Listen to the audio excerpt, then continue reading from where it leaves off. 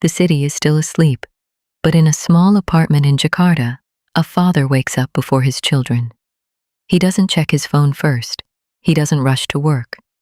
He sits on his prayer mat, closes his eyes, and whispers words his grandfather taught him 40 years ago. Words that ask Allah for protection from what He cannot see. Words that ask for enough risk to feed his family without humiliation. Words that ask for barakah in every second of the day ahead. That father doesn't have millions, he doesn't have connections, but he walks out of his house with something stronger: peace.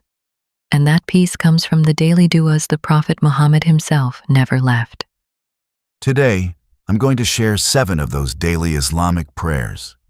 Not long, complicated ones, but short, powerful du'as you can memorize today and use every single day for protection, sustenance, and a blessed life in this world and the next. Stay with me until the end, because du'a number 4 is the one scholars call the shield of the believer.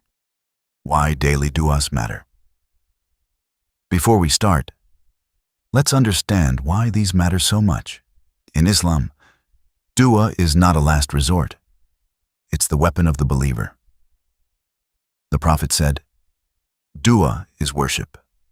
It's a direct line to Allah with no reception problems, no waiting time, no gatekeeper." The companions didn't wait for calamity to make du'a. They made it daily, morning and evening, before eating, before sleeping, before leaving the house. Why? Because life is unpredictable. One moment you're safe, the next you're tested. The daily du'as are like spiritual seatbelts. You don't wear them because you expect a crash. You wear them because if it happens, you're protected. So let's go through them one by one. 1. Du'a for protection when leaving home. Bismillahi tawakkaltu ala Allah, la hawla wa la quwwata illa billah. In the name of Allah, I place my trust in Allah. There is no power and no strength except with Allah. Imagine stepping outside and saying this. The Prophet said that when a person says this, it is said to him, "You are guided, you are sufficed, and you are protected." And shaitan moves away from him. This takes 3 seconds, but it shifts your mindset from fear to trust. You're not walking into the world alone. You're walking with Allah. 2. Dua for rizq and barakah in the morning. Allahumma inni as'aluka rizqan tayyiban wa ilman nafi'an wa amalan mutaqabbalan. O Allah, I ask you for good provision, beneficial knowledge, and accepted deeds. Why this order? Because without halal rizq, you're distracted. Without beneficial knowledge, you can't use that rizq wisely. And without accepted deeds, nothing matters in the hereafter. Say this after Fajr. It sets your intention for the day. I want provision that is pure, knowledge that benefits, and deeds that count. 3. Morning and evening protection, Sayyidul Istighfar. The Prophet Muhammad called this the master of seeking forgiveness. Allahumma anta rabbi, la ilaha illa anta, khalaqtani wa ana abduk. O Allah, you are my Lord. There is no God except you. You created me, and I am your servant. If you say it in the morning with conviction and die that day, you enter paradise. If you say it in the evening and die that night, same promise. This isn't just forgiveness. It's a renewal of your covenant with Allah every 12 hours. It keeps your heart soft and your ego in check.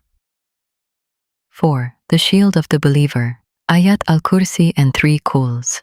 After every obligatory prayer, recite Ayat al-Kursi.